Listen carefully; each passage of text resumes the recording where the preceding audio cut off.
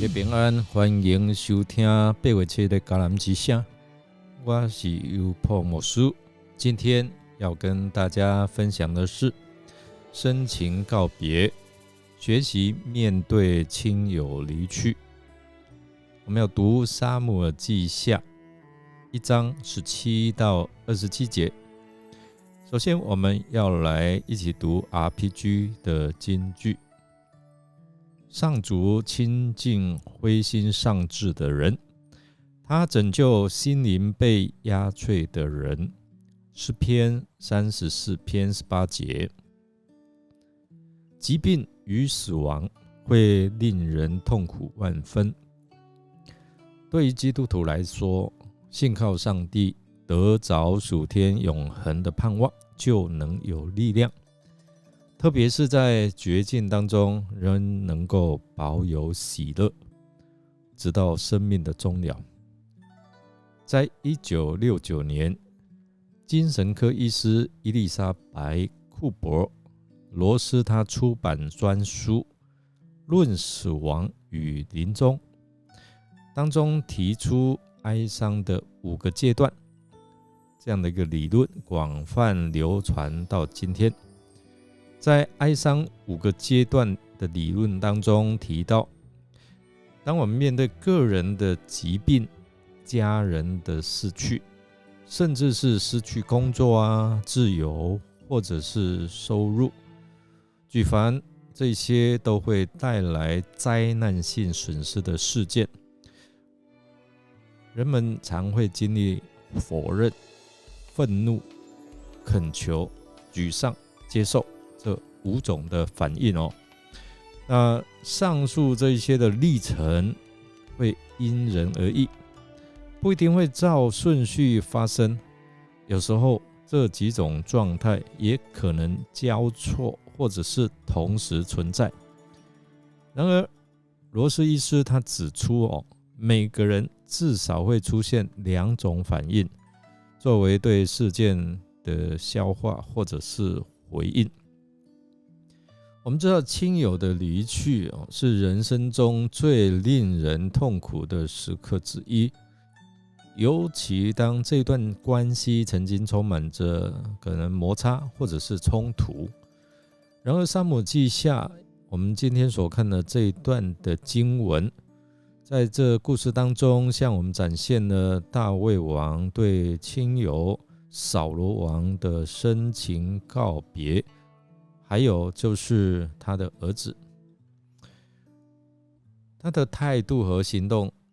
其实值得我们深思和学习，特别是在之前扫罗常常追杀大卫。我们要从这段经文来看曾经的冲突与饶恕的心。大卫王和扫罗王之间有过冲突，就是因为一首诗歌，扫罗杀死千千，大卫杀死万万，引起了扫罗王内心的嫉妒，因此多次要追杀大卫。然而我们知道，当大卫王知道扫罗王和约拿单王的死讯的时候，他并没有因为过去的仇恨而抱怨或者是报复，或者是幸灾乐祸。相反的，大卫这时候展示了他内心的成长和智慧他明白过去的仇恨和怨恨这些的怨气只会带来更多的痛苦和不幸，因此他选择了放下这些负面的情绪，以饶恕的心来面对扫罗王的死讯。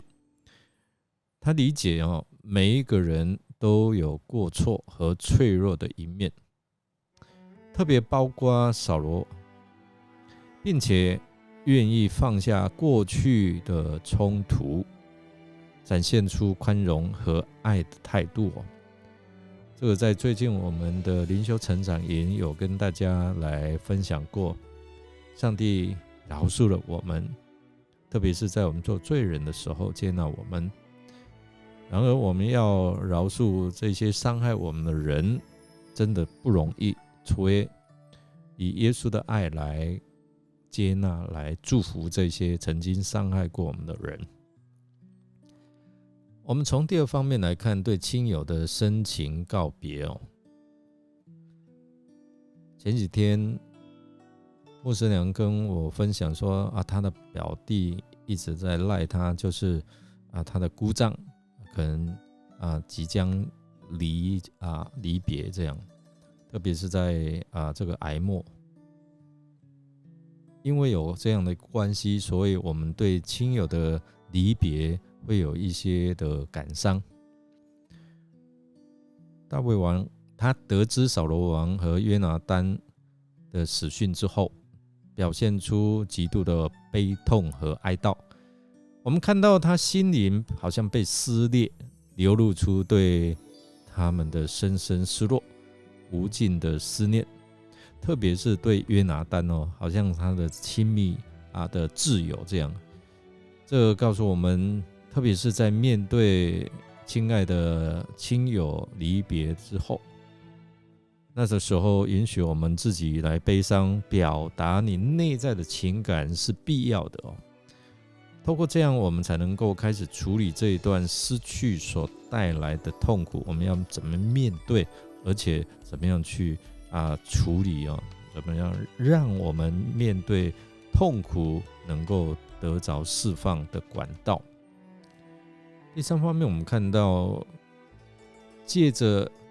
这样的一个悔恨和感谢，来表达出大卫内心的哀怨情仇。在得知扫罗和约拿单死讯之后，我们看到经文提出大卫的内心这样的一个悔恨之情他悔恨扫罗和约拿单王在战场上非正常的死亡，所以因为他们在战争中不应该遭受如此悲惨的结局。然而这个悔恨的表现显示了他对亲友的爱和关怀，以及对他们不幸命运的痛心大卫在哀悼扫罗王和约拿单的同时，也表达了他对自己生命的重要影响。在这个时候，他还能够称赞扫罗和约拿单是以色列的荣耀，表达了他们在以色列历史上的重要地位。其实这也提醒我们，每一次在追思亲友的过程当中，特别是透过缅怀故人，或者是故人略历我们都可以从这些的律例当中来看到他们的生平，看到他们的信仰经历，或者是他们在社会上的这一些的经历，特别是以深情告别，向他们表达内心的感谢，让他们知道他们的存在对于我们来说是意义非凡。所以这个也展现出我们看大卫王的开阔的胸襟。第四个就是永恒的纪念和记忆大卫在这段哀歌当中记录了扫罗还有约拿单的悲剧，希望以色列人能够怀念他们，珍惜他们的贡献。他将他们的名字记载在这段的诗歌当中，让他们的记忆永远留存在后人的心中。这是对他们深情告别的最好方式。人生最难的分离就是面对死亡。当身边朋友或亲人的离世，在世的人需要以怎样的心境去面对呢？把握还活着之时，如果我们能够把握这样的机会，向亲人道谢道歉道爱甚至最后的道别，将使我们面对亲人的离别的时候不留下遗憾，也能够使我们的内心可以得着安慰我们来思想，大卫虽曾遭受扫罗的追杀，现在却仍为他的死来哀悼，歌颂他的功绩。你从这个事件当中学习到什么榜样呢？让我们一起来祷告。亲爱的天父，感谢你赐予我们生命，也给我们有亲友和跟我们挚友的关系，让他们成为我们生命当中宝贵的礼物。当我们面对他们的离去，我们可能内心感到非常的悲伤和无助，特别是有一些弟兄姐妹还没有办法放下这一些的亲情，几十年过了，还是心中存留不舍。求你赐予我们力量和勇气去面对我们失去的这段艰难的旅程，让我们在悲伤的过程当中找到平安和安慰。愿你的爱和慈悲包围我们，让我们感受你永远与我们同在，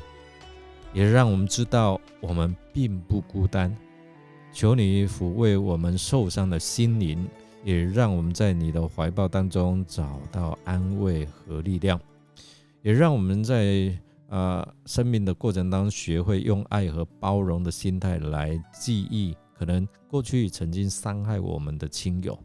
让他们的精神永远在我们心中存留。也愿我们的主在你的爱中能够抚慰我们失去离别的哀伤，直到我们在天家再相会。我们这样祷告，奉靠主耶稣基督的圣名求，阿们。感谢您的收听，如果您喜欢我们的节目，欢迎与人分享。我是友伯牧师，祝福您有主的慈爱、安慰、保守与你同在。我们明天见哦。